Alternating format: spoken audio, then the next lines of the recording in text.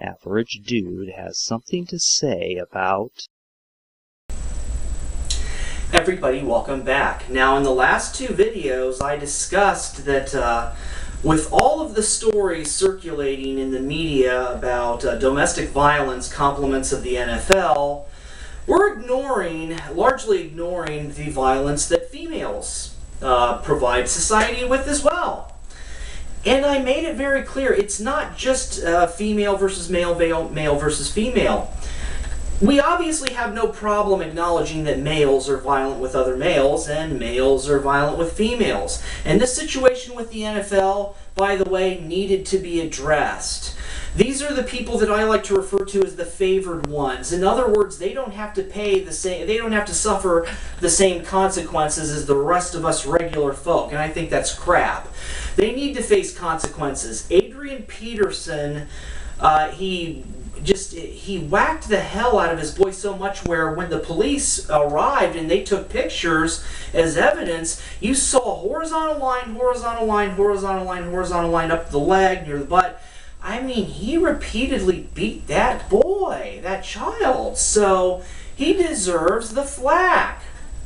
But I was really irritated with the Ray Rice discussion because you have video and everybody points to the video, and yet nobody wants to talk about the fact that Janae was hitting him repeatedly and he eventually hit her and knocked her out. There's no justification for what Ray Rice did, knocking her out and dragging her like she was carry-on luggage on wheels. You know, like he's at the airport just dragging luggage on wheels behind him.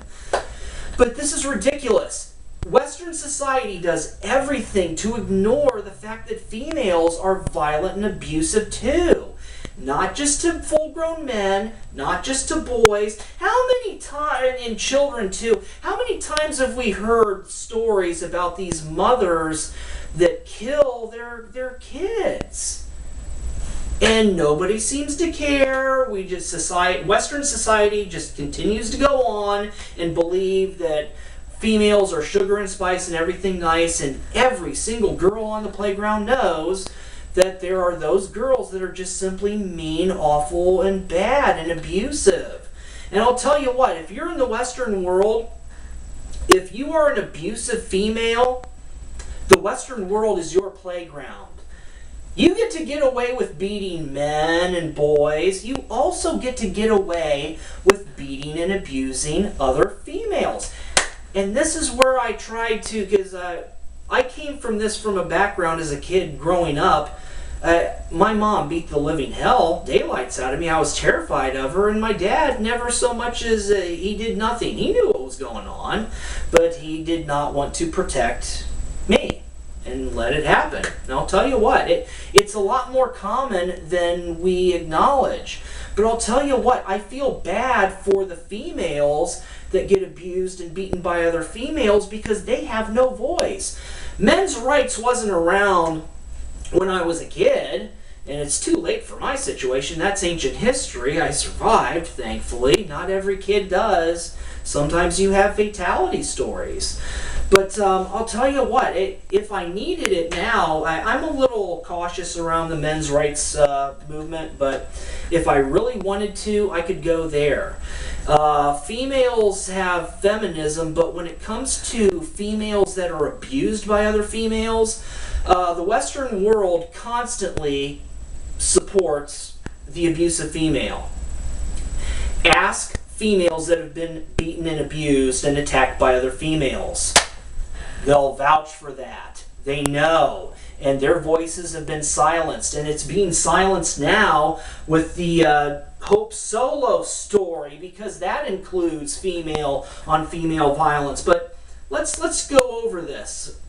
Because Jennifer Capriati, she was a tennis star. We've been down this road before, and we ignore, if domestic violence was such a problem, why is it that we continue to ignore the female abusive half of humanity and what they do in sports or otherwise? Yeah, Jennifer Capriati, she's a famous tennis star, has a history of problems and screwing up and getting into trouble with the law. And most recently, she got a slap on the wrist. She went too far. Hey, quote, "It's the latest allegation in 2 decades of off-court incidents." No kidding. She basically, her and her boyfriend broke up, and she stalked this poor guy for months at his workplace, at his home, even the gym that he went to. Oh my dear God. Yeah, quote, "Co-workers told police that Capriati had tried to enter a locked door at the business and sometimes called up to 50 times a day." Yeah, I'd say that's harassment. My God. And so you have all these phone calls. By the way, that leaves evidence. You have a call log. That can be checked with the phone companies. Not to mention a whole motherload of text messages that she was harassing this poor guy with. For heaven's sakes, leave him alone. We don't care what females do to males in the Western world. We just simply do not care. Something that, Emma Watson from the Harry Potter movies is starting to figure out. She's speaking up on this. But when it comes to Jennifer Capriati, she went to the gym that her ex-boyfriend was working out at, went right in, punched him 4 times, in front of everybody else that was in the gym. And you want to know what the results are? Do you want to know what the results when it comes to female domestic violence? Quote, you're going to love this. "Battery and stalking charges will be dropped now that Capriati, 37, has completed 30 hours of community service and 4 hours of anger management counseling."